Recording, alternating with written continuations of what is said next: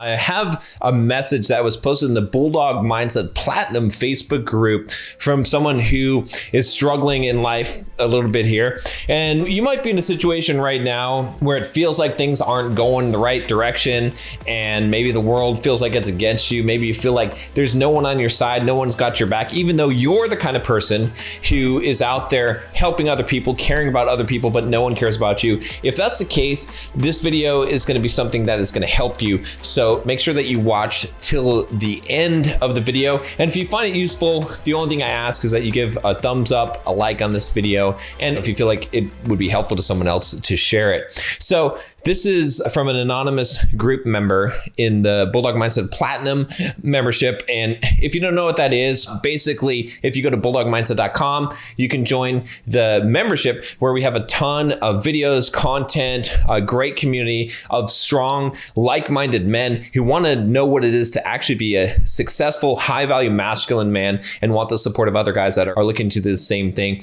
And we have a Facebook group in there. The Platinum membership is the lifetime membership. If you go to bulldogmindset.com, you can go and find that. So let's read this. The poster says, "Hello everyone, I've been down for quite some time. My business failed. People went away after my business failed. Everyone that surrounds me only are helpful when I do not need their help or support. But when I need it the most, nobody is there. I know John has always been saying, you cannot expect people to be there for you. It's just too cruel. I always care to people in need, but nobody cares for me when I am in need. I have nobody but only my dogs. I have nothing as I am selling everything that I have to gain back some funding to start over, back to zero. I know I can get back what I've lost. I know the way. The only thing that strikes the most is the reality of why do we have to be alive when there are a lot of evil in this world that has overpowered humanity. Good evening." So the first thing that I'll say about this, and I'm sure that a lot of you guys can read into this, and you might be doing the same thing, but you can recognize this when someone else is doing this, is that this reeks of the victim mindset. Now, this doesn't invalidate the emotions being felt here. This doesn't invalidate the predicament being felt here or this person's authentic experience. But what I want to point out here is that when you frame things, when you look at your life and your problems from the viewpoint of the victim mindset, what happens is that the amount of things that you can use to solve your problem, it diminishes to almost nothing. When we have the victim mindset, whether we mean to or not, what ends up happening is we don't take responsibility. And because we don't take responsibility, we think that the responsibility lies outside of ourselves. We don't have that internal locus of control. A couple things happen. First, we feel hopeless and helpless. There's a thing with in behavioral psychology called learned helplessness, which we teach ourselves learned helplessness. And the second thing that happens is that narrowing of that responsibility by putting outside, we have made it so that we can no longer solve our problems. And so we have basically conditioned ourselves to believe that we need an external solution for this instead of relying on ourselves. But let's dig into some of the things here that can help a person that might be in this situation, because I don't mean to come down on you if you're not feeling good. That's the last thing that you need. But sometimes you do need a kick in the ass. Sometimes you do need someone to say, hey, wait a minute, before we can even solve your problem, you have to stop blaming other people. You have to stop blaming society, stop blaming women, stop blaming the world, and start taking personal responsibility. There's a really good book called As a Man Thinketh by James Allen. It is a really good book, and it talks about the idea that whatever you cultivate in your mind, the garden of your mind, is what becomes your reality. And if you want to start solving your problems, you have to start by changing your thinking. And if you have this mindset, if you're attacking things from this angle, it is not going to be conducive to actually solving any of your problems. So the very first thing we have to do before we even address the problems is address the attitude, address the viewpoint, because when you change the way that you think and how you think, new doorways will open up to you. So you can see, again, like I said, the tone of this message is something that is a problem. Now, the person here is saying that their business failed. People went away after the business failed. Everyone that surrounds me, it's only helpful when I don't need their help or support, but when I need it the most, nobody's there. And there's a reason for this, guys. You need to understand is that if you went to the bank and you don't have any money, so you need a loan, guess what they're going to tell you? They're going to tell you to go kick rocks. They're going to tell you to scram, because they're not in the business of loaning to people who need money. They're in the business of loaning to people who don't need money. That's the safest loan that you can make. And so the same exists in this world with, unfortunately, the people in this world. And it's not something that you should say, oh, it's it's evil in the world, or it's horrible that people are like this. It's just a fact. It's just the way that we behave, the way that when someone is needy, when we see needy behavior, when people need, when you can feel that desperation, that is repelling. Neediness is repelling. You need to understand this. This doesn't matter whether you're dealing with finances, with acquaintances, with networking, with women, especially with women. Neediness is repulsive. People are repelled by that. Now, they don't mean to be repelled by you, but they are. And it's just instinctual. It's just how we feel. And so if you approach your situation by thinking that out of desperation and neediness, people will not come to your aid. That is something that you need to understand. And you just need to accept that and realize that for the most part, I did this video called You're Always Going to Be Alone in Life. And I think it's one of the best videos on this channel, to be honest, because it's such a fundamental truth. But when I made this video, some people had negative reactions. Oh, it's pessimistic. What about your family? What about your friends? What about your spouse? All these things. It doesn't matter, because even if you're in the company of other people, ultimately, when you get down on your deathbed, you are alone. There are places that you can go that no one can go with you. And really, if you think about the journey of your life, there's going to be companions along the way. There's going to be people that are going to help you along your way. But ultimately, you have to take the mindset that it is all you, and you have to rely on you. And so if you're out there looking for other people to help you when you're in a time of need, you're not going to get that. Not very often. Now, I'm not saying that there aren't good friends and there aren't good people and that you can't be one yourself, but you cannot rely on it. If it happens, if someone helps you, that's a bonus. It's great, but do not rely on it. When you rely on it, and when you rely on anything external to you to solve your problems, you are subjecting yourself to fate. You're subjecting yourself to fortune. You're subjecting yourself to randomness instead of having to control yourself, that internal locus of control, like I spoke about, which actually makes you feel happier in life. Studies have shown that people who feel like they have the ability to exhibit change over their life and choices feel more content, feel more happy, more fulfilled. And that's something that we can always give to ourselves. We have to give away our sovereignty. It's not something that's granted to us. We have to give it away. And if you don't believe me, I'll give you another good book. Viktor Frankl's book, Man's Search for Meaning, one of the best books that everyone should read. He was a Holocaust survivor, and he went through the Holocaust, and his mother and father and his spouse, they were all killed, and his brothers and sisters. And the big thing that he came out of that experience with, which is that between the stimulus and the response is a space. And in that space, you can choose how that you're going to respond. You don't have to react. And so you can choose to interpret that how you want. And so that is very important, because what that indicates to us is that it is not that we are granted sovereignty. It's not that someone gives us, if you don't know what sovereignty means, it means control, freedom in your life. We have all of the freedom. We give away our freedom. That is what happens. And the reason why is because we have the ability. No one can come into your mind and force you to think about what they want you to think or to interpret things. You can always choose to see things as happening for your good. You can always choose the interpretation that you want. And so don't give that power away. Next thing, the poster says, I know John has been saying you cannot expect people to be there for you. It's just too cruel. I always care to people in need. Nobody cares for me when I am in need.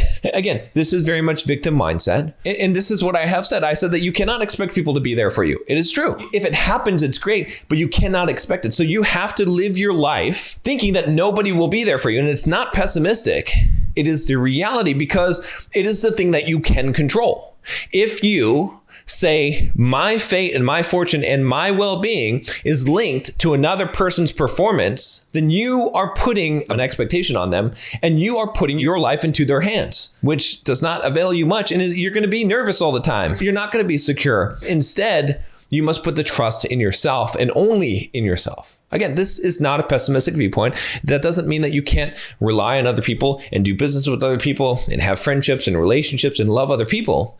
But it does mean that ultimately you have to be responsible for yourself. And if you want to be in a successful relationship and be successful in your relationships, you must be the kind of person that takes responsibility for themselves in that relationship. Otherwise, you will become a burden on other people. Okay, continue on. I have nothing as I'm selling everything and have to gain back some funding to start over, back to zero. I know I can get back what I lost. I know the way, which is fine. That's good. I think that is a good spirit, a good attitude to have of you can get back and find the way. That's good. Now, this last part concerns me. The only thing that strikes me the most is the reality of why do we have to be alive when there's a lot of evil in this world that has overpowered humanity. here's the deal. I know that when I say this, many people disagree. They don't like this because they want to point to a lot of bad things and they want to believe that there's evil.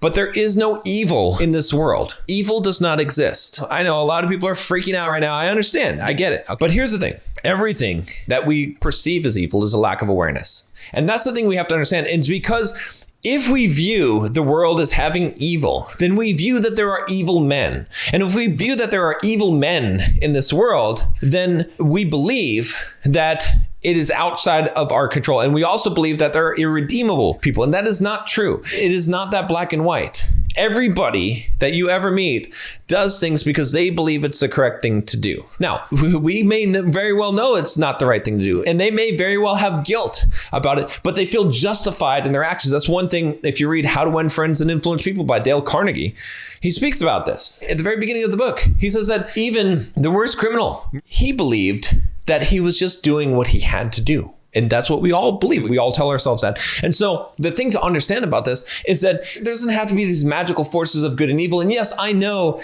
that there is, quote, evil, but evil is just a lack of love. That's all that evil is. If you can label someone or some action as evil, and there are some despicable things in this world, it may have come from greed, selfishness, any kind of negative emotion or attribute, anger, revenge, rejection, hurt. All of those things may have been the source that caused what we call evil to exist, for a person to exhibit that.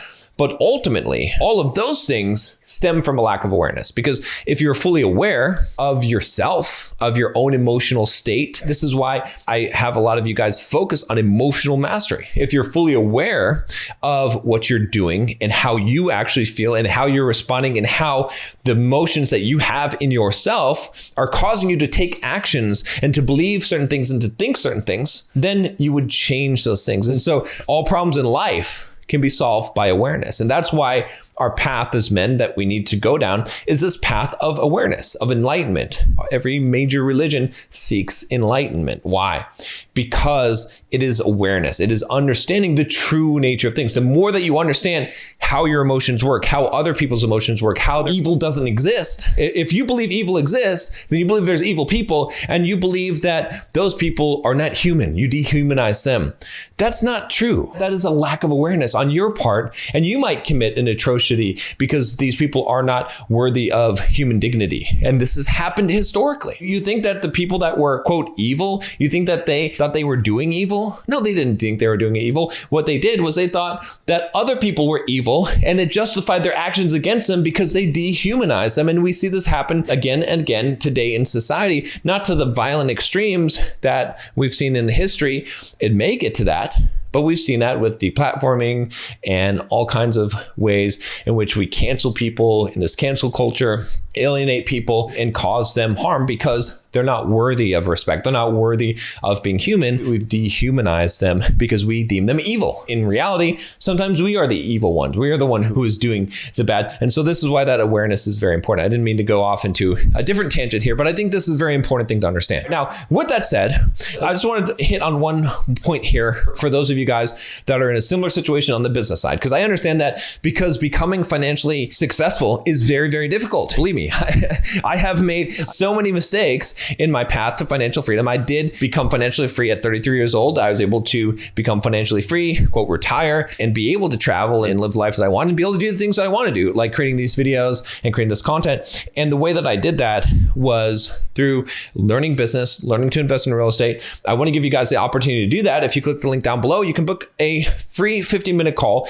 with someone on my team, and we'll go over a financial freedom plan for you so we can solve that part of the equation, because that does cause a lot of stress and a lot of problems in life. And if you can learn the sovereignty of your life to take charge of your financial future, you're going to have a lot more freedom and sovereignty in your life in general. So with that said, I want to wrap this up by giving a little bit of word of advice here in terms of how to deal with these feelings of defeatism and somewhat of a victim mindset. The best thing to do is to look at any situation in life as a game of chess. And what I mean by that? I mean that don't take anything personal. Okay. So stuff has happened, situations have happened. These are all just pieces on the board. And what I want you to do is I want you to stop focusing on woe is me. Stop focusing on what other people are doing, what they did to you, what they should or shouldn't do, whether people are evil, whether or not there should be more awareness in life. Those things, they are what they are. Instead, look at where things are right and say, what is the best next move that I can make? And that's all that you need to do. Because if you continually look at the board objectively, this is really where true awareness comes from. And then you say, what is the next best move that I can make? That is going to lead you in the best possible direction and is going to create a separation, a detachment from the outcome and from these emotions that are going to bring you down. Now, if you want to learn how to accept the fact that you're going to be alone in life, watch this video next on why you're always alone.